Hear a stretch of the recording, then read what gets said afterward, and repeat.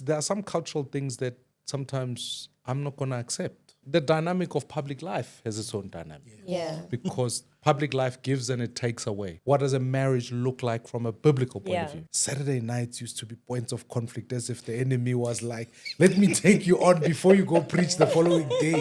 Our biggest thing has been to communicate the values of who we are as a couple and extend that to who we are as a family. Well, ladies and gentlemen, thank you so much for joining us. This is the first episode in 2025 Oh, yes. of Love, Marriage and Family Podcast. My name is Mo, and of course, I'm with the lovely Pindelicious. Oh, yes. Guys, it's exciting to be back. Yeah. We've been off air for over a month. Quite a while. So it really feels, unreal to be back here. But we're excited. Yeah. Not because we're back, but because we also get another opportunity to meet amazing, amazing people. And this is what this platform is about. It's about connecting you with great people, but also giving you a platform where you learn and you are empowered. This is what we do here. We want to leave you feeling good, leave you feeling better about yourself, about your situation, through other people's journeys. And this is what this platform is about. To our guest for today, we've been wanting to have these guests for quite a while. Yeah. They don't know that when we met them for the first time a couple of years ago in person, we already started plotting. We already started plotting that they don't know that actually We're going to sit down with these guys. We're going to sit down one with day. them, even if it takes 2 years, 3 years. Eventually, we will sit down with them. So we have the pleasure today of sitting with the Maimanes. Yeah. One of the inspiring couples, I think, Yeah. in this country. Yeah. And it is such a pleasure and a huge honor for us to be sitting with you guys. Thank you so much for having us. Oh, my goodness. No, we are fans to Mo and Pindi, and thank you so much for having us. It's great to be here. Thank you, sir. Awesomeness. Thank you so much. I think we're going to kick things off quickly because we know that a lot of people know about you. So we don't necessarily need to say who you are, people know you. But there's those little things that people want to know about you. How did you guys meet? Like, how did this happen? Where did you meet and how did you guys meet? And we know, of course, there are always two versions. Yeah. And the wife's will version allow is for always that. the correct one. We met for BE purposes. Okay, that's funny. No, maybe you say. Yeah, so I grew up in a church where my parents were the elders, and our church eventually got to a point where the leaders of our church merged with, our leadership met and the churches merged with the church that Mmusi was at. So geographically, we were not at all close to one another, but when the congregations merged is when we actually started to mix as a congregation. And so I was in the youth at our church, and Mmusi was the youth leader at the church where we merged. And we just became friends. We don't remember meeting. Yeah. And I think I was probably around 15.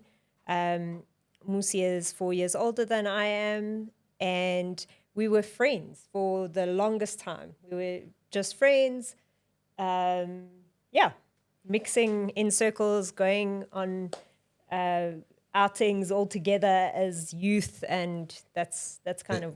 They talk about high school sweethearts. I suppose this would be a little bit like youth group sweethearts. I'm sitting here thinking at 15. Yeah, we were very good friends, and I think at the time of context, we were working in this youth group together. We were working in our communities, and one of the things that was interesting, it was that this youth group was totally mixed. Yeah. We had like different Very races. multiracial. We had very rich kids and had very poor kids. Yeah. And so we were just genuinely friends. At the time, I was one of those, you know, when you get raised in an environment where to have a girlfriend is a distraction. Yeah. So it was a little bit. So I always had, good friends. And I think our meeting, in fact, even when we decided to start dating, which wasn't when she was 15, you were just finishing varsity, so in your I was early 20. 20s. Yeah. And we were very much like, we can't date for eternity here. Yeah. Because at that point, if we're honest with ourselves, we've been married now for 20 years. Yeah. Well, 20 years is our year. Yeah. So at that time, think about South Africa 20 years ago, and you think, what was going on? You don't see as many mixed race couples. Correct. We had to deal with the dynamics of all of that. And so at the time, we knew we couldn't date forever. We knew it wouldn't be Or for fun. or Like just, for Mm. let's try this thing Just out. enjoy. For vibes. For vibes. So we were very, in some ways, and we knew the stakes of dating would be high on our relationship. We were very good friends. Yeah. So if the dating bit didn't work out, then our friendship would be profoundly impacted. And I think we treasured that. And I still even think today, one of the most treasured things that we have is our friendship together, regardless of what happens. And so we dated for a short period of time. I took her. She was the first girl I ever took to meet my parents. Because you can imagine, you are arriving in Soweto, you are bringing a madam. So when you arrive, you got to think about it carefully. My parents were not. I wasn't one to be bringing girls home. Yeah. As I said, So now she arrives, and we knew we had to cross over some of the boundaries. Yeah. And the boundary that side was, now you've got this white woman. How do we relate to a white woman? Yeah. And I was the eldest in my family, so it wasn't like we'd had other people getting married before. So we had to set the trend. Conversely, you also had to deal with coming on the other side. Now on the white side of the family, you're bringing this guy, and we got to think about what does that mean in South Africa. So the stakes were high. We almost felt like if we were going to do it, we had to get it right, and we couldn't date forever. Yeah. Sure. And So was there a template though for the two of you as a mixed race couple during those days? I mean, were there people that you kind of looked up to? I don't know, maybe that's too expensive of a phrase, look up to, but I mean, there were the people that you were like, okay, if that couple can make it as a mixed race, then So can we're we. good. No. Yeah. We had also, I can remember there was this Greek lady and this Indian man who were at our church. And they were in some ways a bad example. Because the thing didn't work out at all right? Oh, wow. So you had that dynamic. You had so we didn't have people around. And fortunately, and this is where I think faith matters. Yeah. We didn't ask ourselves the question, what does a marriage look like from a cultural point of view? We asked ourselves, what does a marriage look like from a biblical point of Yeah. view? And I think then you almost, in your head and in your faith and in your naivety in some ways, say, well, your culture is subject to that. So figure out, what does it, we were more, okay, what does it mean to be a good husband? What does it mean to be a good wife? And then you distill the racial issues away from that. I think... But also, I think when you talk template, I really commend the way Mmusi handled some of the backlash, especially from my side of the family, where he always gave that scripture from Philippians about how Jesus did not think of himself more highly, but he became human. Yes. And, he humbled himself. And he always used to say that to me. In every interaction we have, we must keep humility, just as Jesus was humble in the situations that he faced. Because at the end of the day, this is a short-term season that you're going through. Yeah. And you have relationships for the long term that need to be kept intact. And so post, us getting married and once children came around, there have been parts of my family that have completely come around, and we have managed to have relationship with them because we never got on our high horse and you know got really upset or angry or said things in anger or and we had every right to at some points. I can imagine. Yeah. But because of that, I think when you speak about a template more like that, for me, I admire that you know, in the situation, Mmusi had the most to lose. Yeah. Because he was getting the discrimination. He was the one being subjected to that. And yet he was saying, you know, how would Jesus handle this? Yeah. You know? But does that That's still so happen sweet. though? The discrimination, does that still happen They today? came around. I think so. So for me, I always think to myself that you are dealing with two dynamics of superiority and inferiority. Yes. You arrive at Kasi and somebody says, "You are married to a white woman. You've done well." Like it's like there's a deep sense of like you've achieved better. Accomplishment. Like it's a status all on its own. Yeah. And that I think is also a wound we need to heal as a society because I think that's unhealthy. Yeah. You'll bump into black women. I speak about, often sometimes I meet a black woman who says, "Oh, so Tina, we weren't good enough."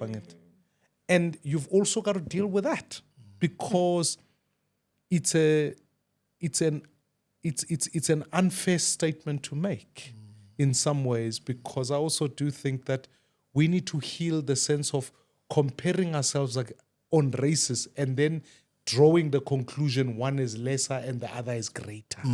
Diversity is good in and of itself, but it is not an indicator of levels in society. Status. Of status. So that was the one dynamic. The other is all of us, doesn't matter who, it doesn't matter, you strip away race, you strip away all of that. We all come from family templates. I watched my parents. I grew up in Soweto, in Dobsonville. I always say to people, I don't remember until later on in my life watching my parents go out on a date or hug. Being romantic. Being romantic. So you've got that template. Now you go into another template. Her parents on the other side, Bona, they hug, their interdependence is higher. So now you are, let alone the race issue, you are coming into two different models now of marriage into one unit now. So for example, she would be like, when I grew up, sometimes we didn't eat together as a family. That's just a simple example. Like, when you come home, eat. The statement was your food is there. Yeah. Sometimes the father is not even there. Exactly. So you can't wait for him. Exactly. Now you arrive, we have a dinner table, now we must eat together. That is, it may seem self-evident, but it's a cultural thing that you've got to learn, unlearn, and relearn. Yeah. So I do think in the absence of models, the other thing that is exciting for me is that I always think to myself, let's go on an adventure. Let's learn new things here. Let's figure it out. We'll get there. And I'm grateful that even in the absence of predetermined models, we're still here 20 years on, but it took a lot of learning. There are a lot of things that aren't straightforward. We don't, I always say to people, there's the language of your dreams. Yeah. You dream in a particular language. And sometimes when you are in a cross-cultural environment, you want to say a joke, you want to tell a story, and then you realize, I must translate this one. She won't get it in English. Exactly. Yeah, mama. Oh my word, that is because obviously, even if you were the same race or same culture, you still come from different worlds, and that's just how it is. Because how you were brought up is a world on its own. Yeah, it's so true. Even us being both black, Yeah. but coming from different families. Yeah. There's those dynamics and those challenges. So I can just imagine how it was for you. What makes it kind of similar for us, I'm Xhosa, she's Zulu. Yeah. Which so- complicated things still. You know what I mean? So I'm just interested in that because, oh my word, as you said, there was learning, relearning, and unlearning that had to happen. So which means then, therefore, you need to be very almost patient with each other? Because, I mean, if you meet someone who's not as romantic as you would have wanted them to be, so how important was communication, I suppose, in your meeting? Yeah. Because there will be things that we feel like, you should know this. Yeah, yeah. You know, that you need to do this for me and all Yeah. of that. How was that for the both of you in the beginning in terms of ensuring that the person understands Yeah. where you come from? I think for us, we had to learn that our normal is different to the next couple and the next couple, and just to understand the dynamic and the identity of this unit is not necessarily going to be the same as somebody else's. Yeah. And I think we had to learn that lesson quite quickly. I mean, obviously, there's things that make us unique as a couple. Yeah.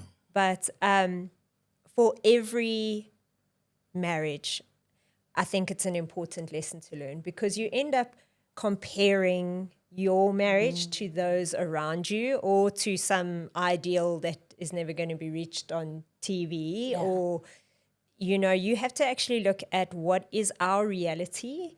And we had to say, okay, you know, when we started our family, Mmusi's political career was just taking off, and he was incredibly busy. There were some intense times. And the idea of everybody sitting around the table for dinner was, if I had to work at that, I was going to Go insane. drive myself mad. Crazy. You know, because it just wasn't going to happen. And if I had to try and keep him to that, it would have caused such tension between us. And, you know, you have to go, okay, what are the actual important things here? Do we have family time? Yes. Does it look like everybody around the table at 7 p.m.? No. You know, but that's okay, because that is not our normal.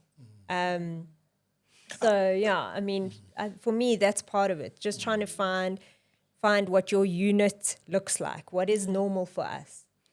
I think part of it is also just keeping your communication honest.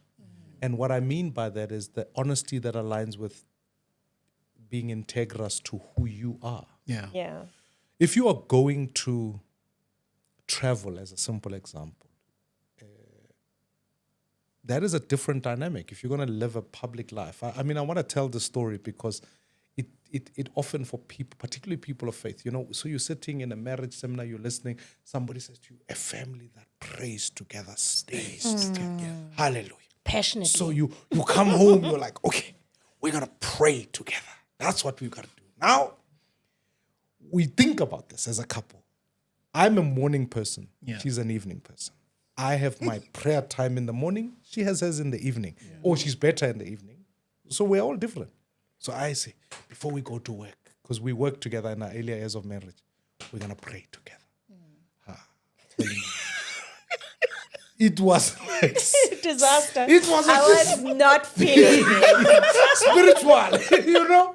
So The Lord doesn't talk to me at that time. I feel you. so, but you can be like, okay, because we heard it, now we must do it, and it doesn't help. Yeah. Sometimes I find couples, I know they read a scripture, don't go to bed angry. Oh, God. Oh, you now take that. Oh, man. Now you are arguing. Oh, man. It's 9:00 at night. Oh, man. We're arguing.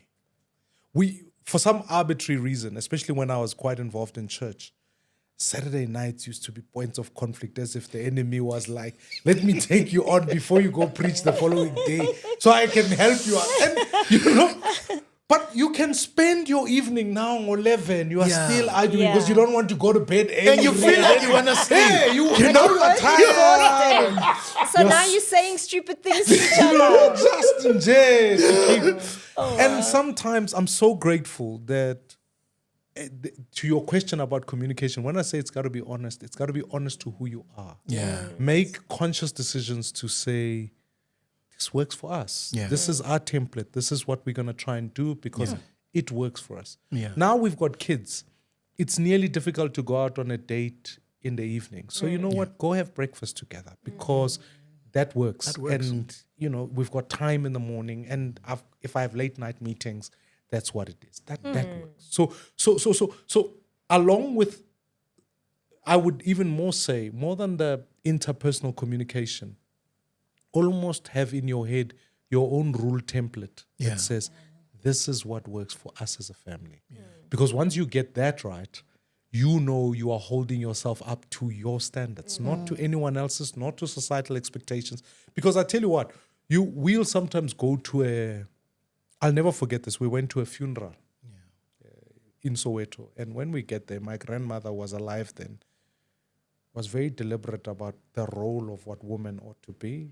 So now you must appreciate, Tina, our culture, our funerals last 7 days.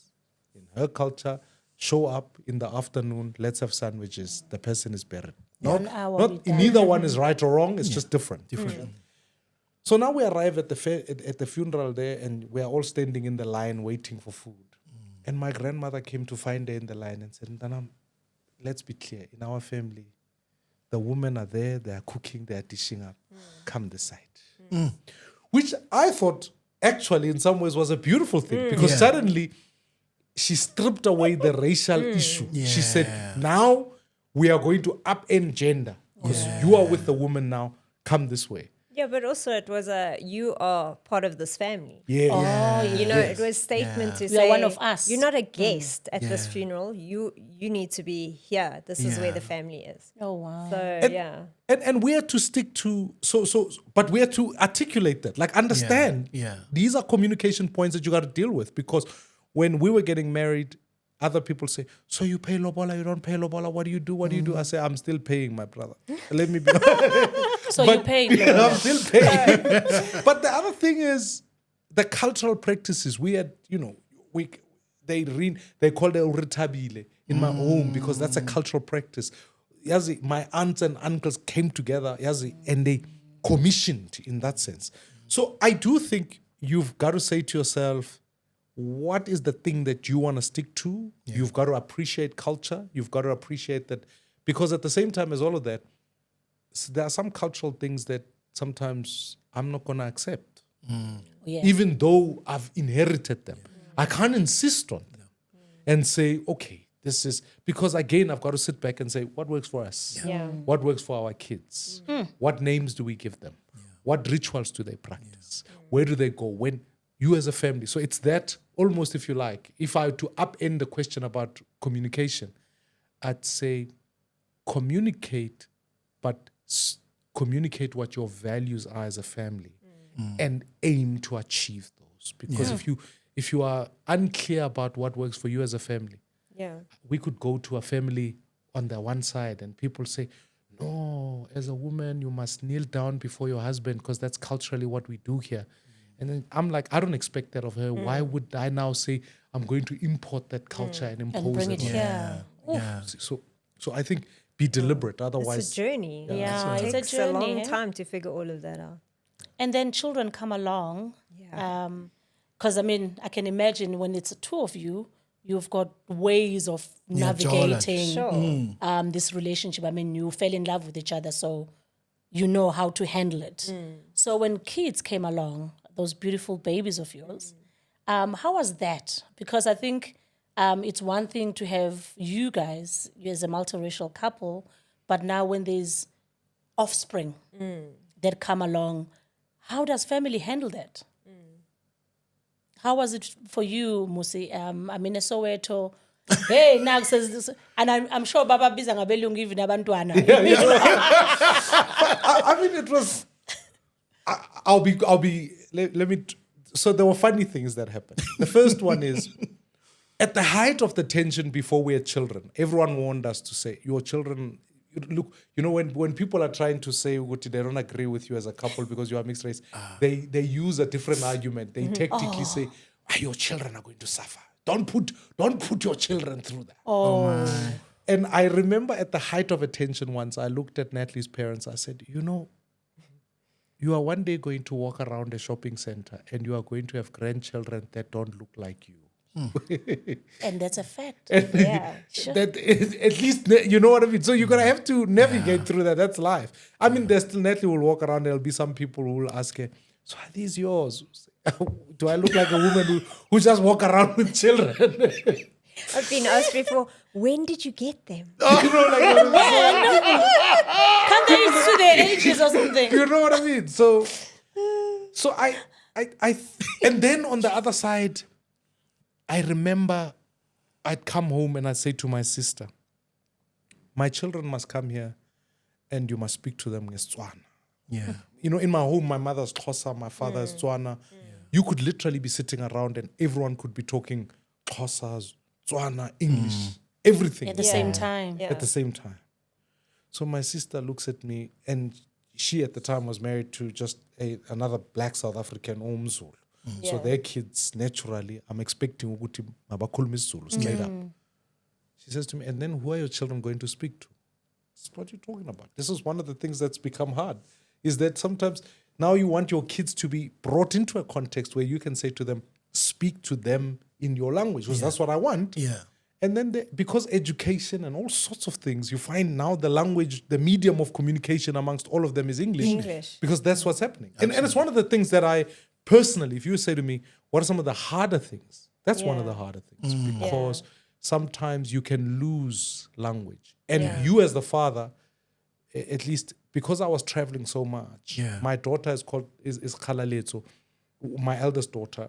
And sometimes at the beginning, I used to always be deliberate to speak to her in Tswana. But then eventually, because you're traveling and you come home, the language takes the path of least resistance, if I could say it. Yeah. And now she would then start to respond because mother tongue matters. Yeah. So suddenly, in the house, language is English. And so that becomes that.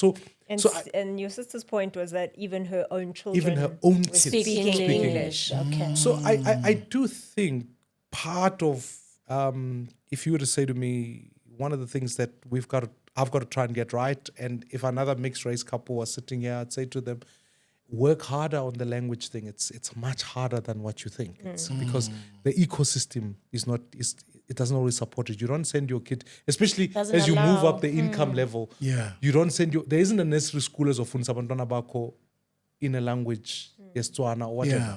There's the nursery school will do nursery rhymes that are in English. Yeah, So- yeah. And then language is formulated in that space. So work on those things. Work on intentionally doing so. Yeah. Because that would be an easier thing, I suppose, if you were both of one language, and that be if I could use the term, of the other than English with the other languages in South Africa. I think, so it's one of the dynamics that are hard. Also, though, when you talk family, I think back to what you were saying about values. Our biggest thing has been to communicate the values of who we are as a couple, and extend that to who we are as a family. I mean, Mmusi's cousins, him and his wife, they always used to say to us, "You're a family before you even have children. Those kids found you there." Of course. And it always reminded me that we as a family, we want to reflect the values that we as a couple hold to be dear. And so even though our children have not, we haven't passed on Tswana to them, they still know that this is the culture of the Maimane family. When we are in Dobsonville together as a family, this is family. And when you are with my parents on this side, this is family. And our children are comfortable in all of those scenarios. They're as comfortable in Dobsonville as they are with my parents in Muizenberg. It's literally, they know that no matter what, if we come into contact with other people, we respect, we greet, we are coming in with humility. They know that in different contexts, no matter what, we value people, And I'm always so blessed when people say to us, your children are so respectful. They're so kind. They treat people with respect. That to me says to us, okay, these values of serving people, of giving people dignity. Those are things that are important to us, that have been passed to us from our parents. That are, it's not just your cultural practices. It's the things that you value as a family that must be passed on. And the dynamic of public life has its own dynamic. Yeah. Because public life gives and it takes away.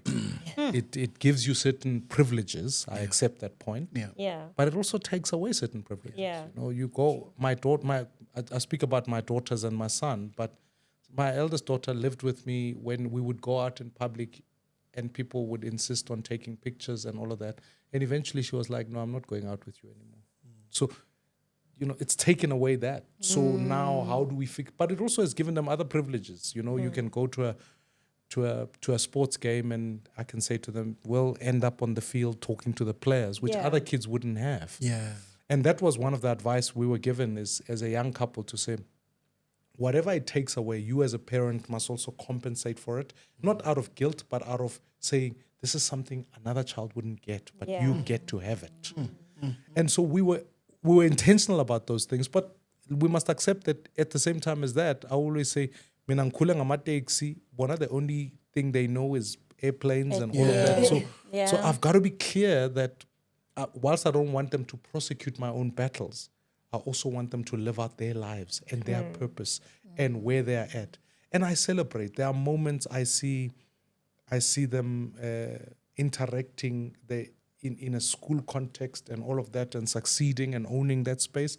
I also, when I see them sometimes with my parents, there are things that connect that are beyond race that you'd never see coming. Like my daughter plays bass guitar and I listened to her the other day playing a song by Aretha Franklin. Yeah. And I knew that song meant so much to my father. And I was lying and I heard her practicing and then I was like, wow, that reminded me of my father. Yet for her, in that sense, that's a different space. My son plays football and he's a big Kaizer Chiefs fan and my father is a Buccaneer. But when we go to Dobsonville, they will sit together and argue football and talk football for life. So I also do think sometimes we can be quick to, again, upend race and forget the humanity and forget the fact that grandkids and their kids have their special relationship either way, beyond the dynamics, beyond all of that. And sometimes, just being honest in those communications. I always say to people, just keep the integrity of the relationship with the honesty that it deserves. Yeah. And politics. Sure. Come along. I mean, things are already complicated. and you complicate them even further. Natalie, I think this guy has never made you rest. Like can we chill now? You know what I mean? So just relax. Can we relax? So politics come along when? Mmusi, and why? What drove you to that purpose? It is that sense of purpose, I didn't go into politics because in some ways I wanted to be a politician. I went into politics because I felt I wanted to serve our nation. And at the time, we had a family had to consider. You could phone my kids at any point and say, where's daddy? And they would not say they would say, we had a mantra. We're trying to make South Africa a better place. We had it. And you could, if you ask them, where was it? Because I wanted for them to feel part of the mission rather than feel like this is taking our father away. And when I look at lives like people like Nelson Mandela, etc., I think their kids could sit here and say, politics took our parents away. Yeah. And I didn't want that legacy for our kids as a start. And then the other thing was, I knew for them that they would have to recognize their own role in society. So we had to have hard discussions about race at home. I wanted for them to also understand, Uguti, there's a reason why Gogo ended up in Soweto. It wasn't because it was She a chose. historic reason. It wasn't Yeah. because she chose. Yeah. There's a history. There's a reason why Granny lives here. And there's a reason for that. Even though we were separated by a train track, here's why income is so different. And so even it is not abnormal for us to be driving in the car and for one of my kids to look around and say, but why is it only people of color in taxis? We must figure that out, because something is telling us something about that. Or so my daughter once told me the UCT students were marching. And so she asked me, she says to me, who's going to pay for my fees? I said, probably I'll do it.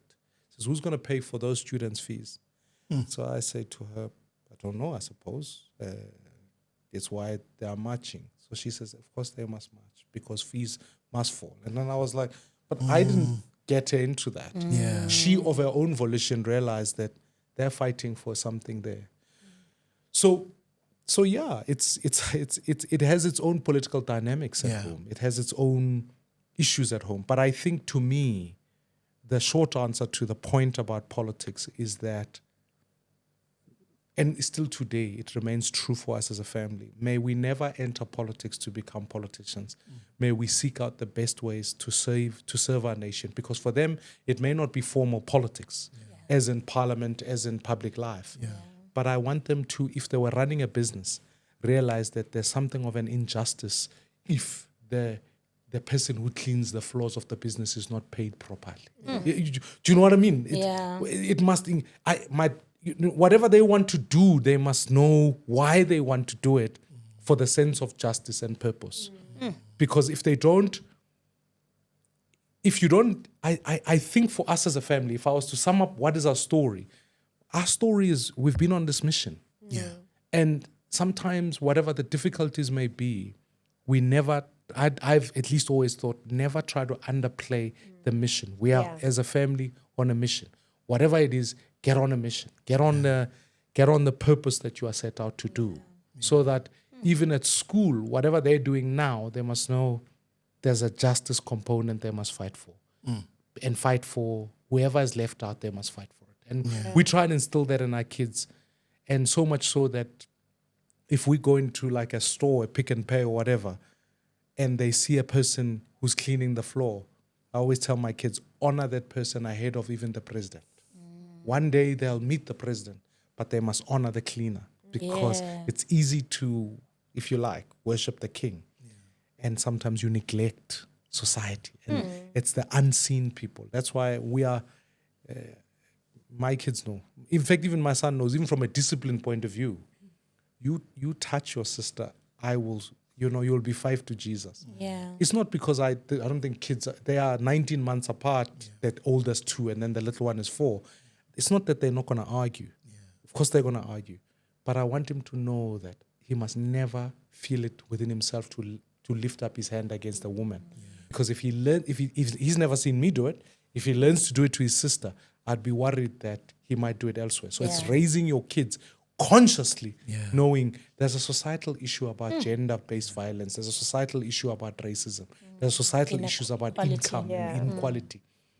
Your kids must learn it, because whatever context they may find themselves in, may they always seek to fight those values. And that's why we can sustain it. You know, when you say, like, he hasn't let me rest. It's that sense of, well, the mission is not over. So we cannot rest. We do keep going. We find the energy again. I think there's a lot to God's grace on it that gives us that renewed energy. But yeah, it is, that's what sustains it. The idea that if we can't let this go, it's too important.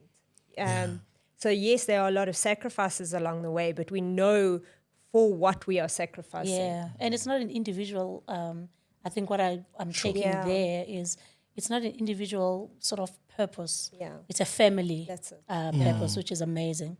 And to think, obviously, I mean, that's really, really the heart of it, in fact, of this podcast and so on, to actually say there's not just a space, but really a massive space for family in society. And can we talk to that? In terms of, in your view, what do you think the role of family is in society? I mean, there's the intrinsic value of family in its transfer of identity and values. I don't expect the school to teach my kids values. I actually think it's a bad idea. I think it's good for kids to learn values at home and who they are. It anchors them in that. Yeah. And I think then the intrinsic value is there. It's where kids learn gender. It's where they learn all of those things. They pick it up there. But there's also extrinsic issues about family which are economical. And I think, so for example, you know, statistically speaking, what apartheid understood is that, and maybe from whatever the vantage point they were coming from, they understood that for kids to succeed, families must stay together. So when you look at the infrastructure of white families as a function of our history, the probability of white kids growing up in a family is 2/3, right? The same probability for black kids is 1 out of 3. And so sometimes you realize that along with that, the other societal issues of whether it was moving fathers away from home through migrant labor or moving mothers away from home through domestic work meant that in many ways black families were under profound stress from start. You had kids raising kids. And I think we've seen the economic impact of that. We've seen some of the societal identity issues, but we've also seen the economic issues. The studies show you the fact that for a child to succeed in school, there must be a responsible adult at home to make sure that kid stays in school. We are seeing high dropout rates of kids because there's just no adult who says, I spoke to the minister of education. I said to her, what are some of the reasons why kids drop out from your perspective? There are multiple, they're economical, but one of the most important ones is that kids fail. Now, all of us have failed before. We failed at So something. they decide to stay away. I failed my driver's license. You fail at many things. You know what I mean? Yeah. But the thing is, if you've got a responsible adult at home, they can tell you failure is a normal part. Go back to school. You'll Part get of it right. growth. But our kids fail, and there's no one at home to reinforce that you can start again, you can make that it. you are not a failure. Yeah. And so they end up getting stayed out. And there's if you went to the Home Affairs today, more than half the kids registered in this country are registered to single mothers. Yeah. And there's an economic downturn towards that because societally, when you then look at our prison population, you realize that many of them, fathers left home. And so in truth, family isn't just the intrinsic values bit. It's also the economic, social stability, the sense that kids stay in school, the sense that kids can succeed, young people, the sense that also, I think married people are happy people, despite the difficulties of marriage. Yeah. Married people live longer. Well, So I do think we've got to, as a society, I certainly think politically, it's one of the wars we must wage, is to say, South Africa cannot afford unstable, disrupted families because our communities are in trouble. But Mmusi, how do we change that? How do we, you can't legislate family, but how do we affect legislation? How do we affect parliament and even lawmaking that, there is a shift towards family and not so much this knee-jerk reaction and building more prisons. And instead of building a prison, why don't we invest in families so that they don't have to go to prison? Less need for prisons, And I do think there are pieces of legislation that we must attend to that might be helpful. And the lessons here come from countries like, if you look at Scandinavian countries, they've got varying rules about what do you do around paternity leave, maternity leave. And Europe is solving for a different problem, right? They've got low birth rates. We've got increasing birth rates. But part of it is that they recognize that if you said, for example, you've got 4 months leave, you can split it. Why aren't we putting it on the table? Whilst I accept that often, especially in the early years of a child, the mother plays a significant role. Yeah. But you could split that. You could make it 3 months, 1 month, so Gotcha. that the father is also there. Do you understand? Or you could make it 2 months, 2 months. Yeah. There are other women who say, "Mina, maternity leave is not my cup of tea." Yeah. Yeah. And I respect them for that. There's nothing criminal about that. If a woman says, "I'm happy to stay at home for a month and then I'll go to work or whatever," and then you've got so that I mean, in law, maternity leave is not even a given in South Africa. Yeah. Well, You yeah, don't- for some. Yeah. You don't legally have to even give it. so Yes, that's You know what I'm actually. saying? That is so. sad, If we though. start there, you so that's yeah. you can actually enact laws that support family. Yeah. That make it easier for people to do family. And you citing Scandinavian countries, but we've often spoken about how South African law tends to follow a very Western worldview. That's correct. Yeah. And as an African nation, family is a very integral Very part important, yeah. of African culture. Yes, it might not look like a mom, dad, and 2.4 Perfect children. picture, yeah. But when you speak about adoption, for instance, black families are adopting children Left, all right, the and center. time. Because Without papers. so and so has passed away in a car accident. Yeah. That family's children comes to live with us, no questions asked. Yeah. We supporting that family. We're making sure those kids are going to school. They're going to be fed. They've got shelter. That is what African families Yeah. look like. And in South Africa, if we have laws that support that underpin that, Yeah. instead of chasing a very individualized society, Approach. because Ubuntu is what should Yeah. be Be the Takes a center. village. center of Yeah. how we run as a society. That is how we work. Yeah. When South Africa works around those values, we work well. Absolutely. So and it would be impactful on things like tax. Yeah. So if you said to me, if you put a cousin, all of us, we talk about black tax or whatever the case might be, but Yeah. the reality of it is that if you are putting family members through school, could we help you get a tax rebate from that? Oh, I yeah. would love that. Because part of that Yeah. is also helping a stressed out middle class because they are having to earn not only for their immediate family but for more families. So give them tax relief. It will give them an ability to be able to do more. And also, when you look at countries like Germany and all of that, there's a tax regime that actually in some instances incentivizes families staying together. Because you say, if you tax a husband and a wife collectively like this is the tax benefit, Yeah. whether it's through inheritance or whatever other tax formulations there are. If so I'm merely saying, and I'm careful how I say this because I don't want it to sound like it's Christianizing a nation, but we're majority Christian. Yeah. Yeah. The people of this country are people of faith in the main. Generally. Over 80%. If you then, the laws must reflect the values that come from there. If you arrived in a Muslim country, Yeah. Oh, you'll You'll see. the it. laws support what is from the time you're landing from at the the airport. airport. the laws support that. Yeah.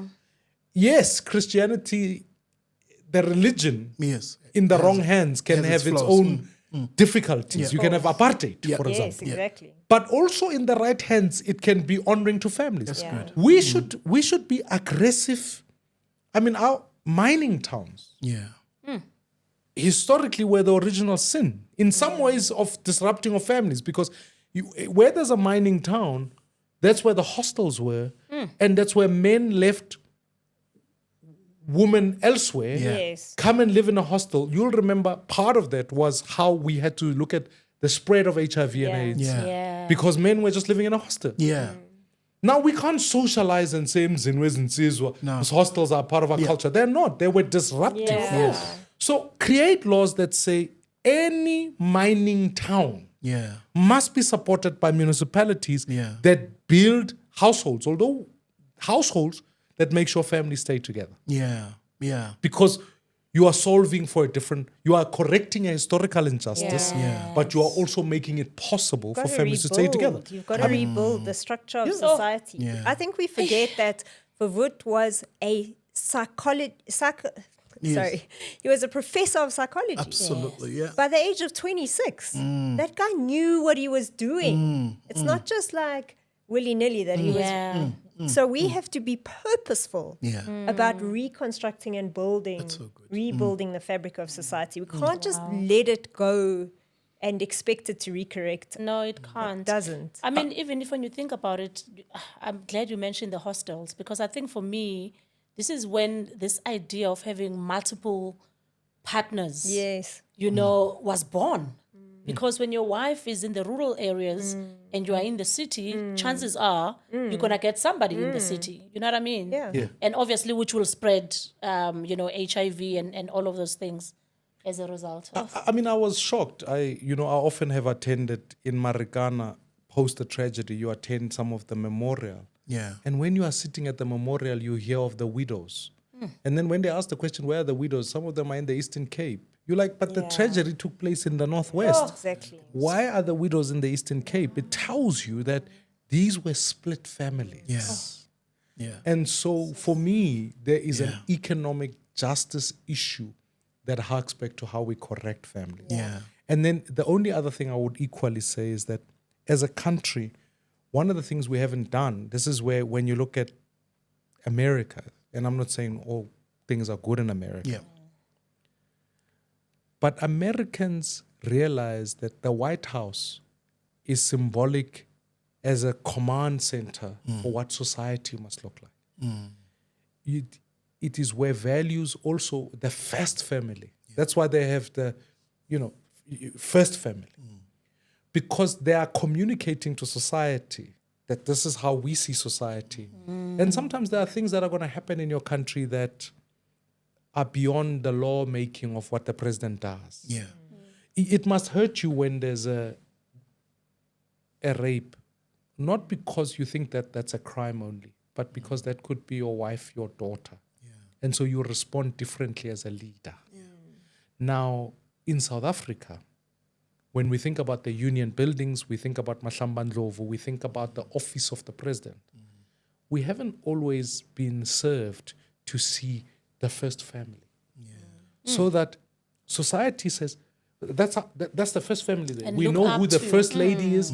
We know what they do in society. We know the job. There is support for the first lady, but let's use it. Let's use it for other things. Let's use it for the opportunity to say, what are you going to do here that helps society see?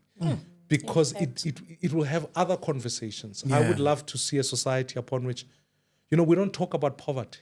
Yeah. I imagine if you had a first lady who said, let's do something about poverty. Yeah. Because that the government will do some things. Yeah. But Yeah. government can't do everything. So let's mobilize society from this vantage point of you are a family. You are the first family in the Through country. family. Oof. That is so powerful. That is, as we're nearing the end. We're nearing the end so quickly. Oh my goodness. Oh my word, that is such a powerful statement, Maybe before we end, what is it that you guys wish you probably knew before you got married? I know it's one of our books. That's not the reason I'm asking you. But I mean, when you look back, 20 years is a long time. You dated how long? I know it wasn't long. 6 months. About 6 months. Yeah. So you were one of those. Yeah, 6 months. you were one of those. Get it quick and done with. Yeah. Then wow. engaged for 8 months and then married. Yeah. Yeah. That is amazing. Pindi tried to do that with me, and We got engaged at 6 months. I failed. Married at 10. Yeah, it's very close. I failed. So when you look back 20 years, what is it that you wish you knew, or maybe somebody had told you, about? This is going to Marriage be in tricky. general. Yeah. No, I don't think so. I think for me, we got married when I was 21, so I was young. Yeah. There are not a lot of 21-year-olds that I could look at and think, you could get married. Yeah. My child is 20. Yeah. You're getting me worried She's right not now. right? getting married. Yeah. So, but it was right for us. I think what I would love to almost tell that 21-year-old is to withhold judgment and allow yourselves to get to know one another. Don't assume motivation. You know, get to know that person, learn them.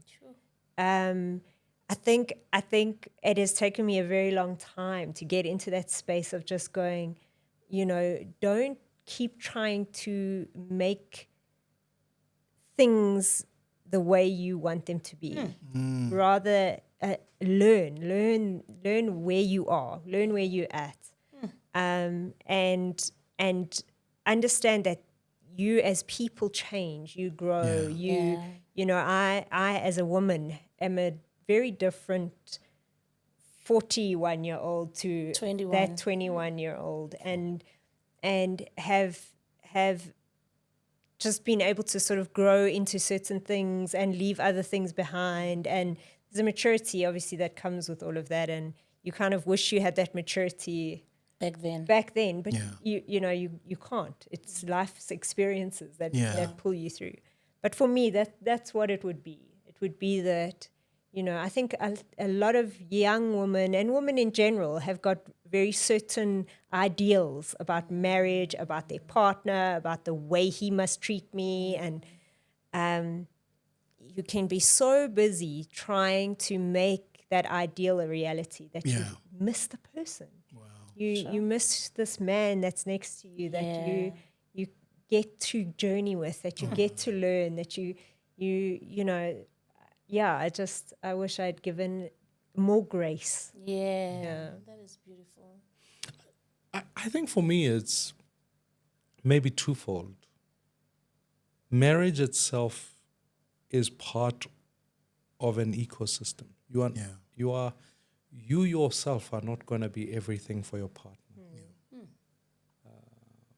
And I think as a man, men are quite good at hanging out, but are fairly useless at having tough conversations with each other. That's true. And why I say that is because I have many male friends around me, and that's a good thing in a marriage, right? You can't expect just that you two are going to be each other's playmates permanently. You know, you're going to meet other people. You're going to be, you know, she's got her own friends. I've got my own friends. You know, we got to go hang out. But I think amongst males, I find, especially even now, I'm learning it more and more so. Sometimes I've got a lot of other friends of mine who have been married. Some of them are famous. Some of them are that. And it's easy to get together in a group and high-five each other for, hey, you are famous for this. Hey, you did this week and you did this. And not to stop and say, hey, how are things going with your kids, man? How are things going with your wife? How is that? Because I think if someone had said to me, is allow the space for other people to journey this thing with you, because you're not always going to get it right. You're going to get it wrong. But you know, sometimes there are arguments I can have with my friends and I can get a different perspective that I don't have to impose on her. And I think there's something that's going on in our society that is losing men. And yes, I'm the first one to acknowledge the fact that, yes, there's a gender-based violence issue. Yes, there's all of that. But I think in the midst of that, we are losing track of what it means to be a man. My God. We hear terms like this is toxic masculinity and all of that. And I hear those things. But let's not demonize masculinity. No. Deal with the toxicity, sure. But let's not Absolutely. demonize masculinity. Let's not. Because I think I have to ask these questions both as I raise a son, but I have to also raise this question as I talk to other men, because I think there are men out there who are going through depression. Plenty. There are men out there who are thinking of taking their lives. There are all sorts of those things. Sometimes these are conversations that may emanate as a function of you feeling like, hey, my wife doesn't think much of me, must not. Who are you talking to about those things? Yes. And sometimes there's we were raised within a church context, maybe in some ways, rightly or wrongly, that taught you, no. You are together as a couple. You must talk these things through. They sit there. Yeah, fair enough. I get that point. Of course, you don't want to be creating a sort of like a bonds elsewhere, etc. But at the same time, I do think for men, particularly, I can only speak as a man, and I'm sure there's a social support for women. Women are quite good at being able to talk to each other. But I think men need that. Because if men don't have that, I think they wallow in their own thing. They lose track of what it means to be a man, and then they don't become effective husbands and fathers who get it. There are just things that you will never know. You just will never know. And So good, love. Oh, wow. and even in your own home, like I always, when I think about it, is you will raise your kids up until a certain age. Fair enough, you are their parent for life. Yeah. But the people you hang out with, the other men that are around, who come into your house, you must also know what your values are so that they can re-support them. And that is that smaller community around men. Because typically you can say, no, we don't drink in this house. But you tell your kids, don't drink. But then your friends sit with you and you are all getting drunk. You are confusing the message.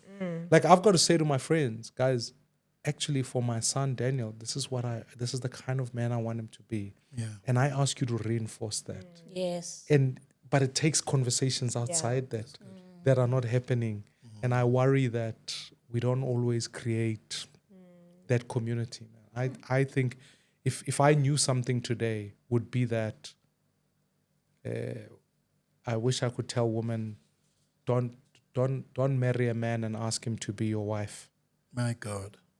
Yeah. It's not helpful. My God. Sure. And That's deep. if I was to speak to men, I'd say, marry a woman, but make sure that there are people who help coach you become a better husband, because you can also have other people who coach you to become a useless husband. Your friends who are like, Aswenza, what this? Make sure your friends are your wife's biggest fan. Wow. So good. Oh, wow. Wow. Oh, wow. We had a game that we planned, but We're gonna cut it to 3. we're going We're gonna cut it to 2 minutes. Okay, cool. Exactly 2 minutes. So Yeah. I'll be quiet. Then No, you'll no, be you 2 can't. minutes. which means someone who's a member of parliament must not drag this. Point of order. I take the point of order. I've been duly chastised. We have 2 minutes. What do we want to know? but you supposed to answer the question simultaneously at the same time. Oh, okay. Oh, we are useless. I know we've lost. I have lost.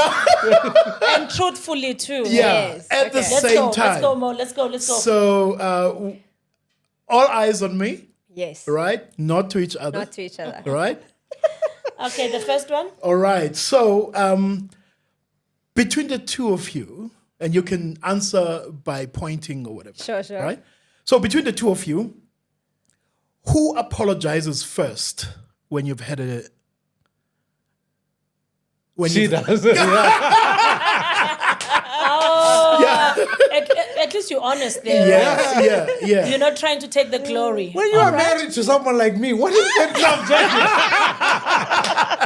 All right, so Natalie apologizes first. All Yeah. right, we're not going to get to details. Maybe he's forcing you to apologize. I'm waiting for you to apologize. The next one is... Because she's the peacemaker. Oh, that is so That's the beautiful. Just like me in this marriage. In her own way. All right, the next one is, who is the most romantic between the two of you? I am. I wouldn't have thought so. No. Yeah. I mean, with the question, you were saying something earlier on about the background. Yeah. You know, you're coming. So I would have thought that. Yeah. But I mean, we grow, we learn, we want That's to. it. Just because you're not naturally good at something doesn't mean you Yes. can't That's it. become That's good it. at Get it better. Yeah. Wow. And also, if you've got a good teacher, Yeah. you But let's also be. Let me also say, we are coming off a very low base. but at least It's like saying, But you are trying.